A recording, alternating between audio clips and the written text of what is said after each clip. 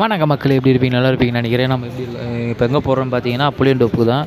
ஏன்னா ரொம்ப பிரியாணி சாப்பிட்லான்னு பசங்க ரொம்ப நாள் ஆயிடுச்சுடா, ஒன்றா சேர்ந்து சாப்பிடணும்டா. ஏன்னா எல்லோரும் வேலைக்கு போக ஆரம்பிச்சுட்டு வேலைன்னு சுற்றினே இருக்கோம்.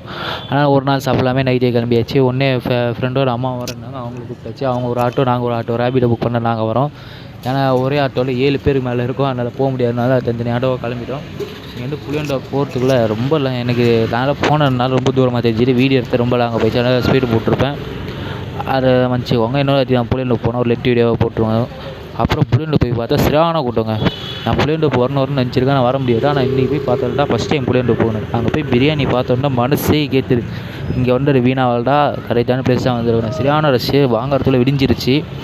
சரி வாங்கிட்டு அப்படியே தட்டை பார்த்து சாப்பிட்டு ஒன்றே கிளம்பிட்டேன். வீட்டில் அதுக்குள்ளே 10-15 ஃபோன் அடிக்கிறாங்க. எப்பா, இந்த பசங்களாம் வெளியே போயிட்டு எப்படி நிம்மதியாக வராங்கன்னு தெரில. ரொம்ப கஷ்டங்க. வெளியே போய் ஃப்ரெண்ட்ஸு கூட ஜாலியாக சுத்த முடியல, எங்கேயும் போக முடியல. வீட்டுக்கு வாங்க அடிப்பாங்க. அதுக்குள்ளே வேலை விஷயம் அது விஷயம்னு வந்து இந்த ஸ்பீடில் நான் வந்திருப்போம். அப்புறம் ஃப்ரெண்டை வீட்டில் விட்டு நாங்களே வீட்டுக்கு போய்ட்டோம். இந்த பாருங்க, எங்களுக்கு ஒருத்தர் 2 எங்கள் ஃப்ரெண்டு இல்லை. பாய்.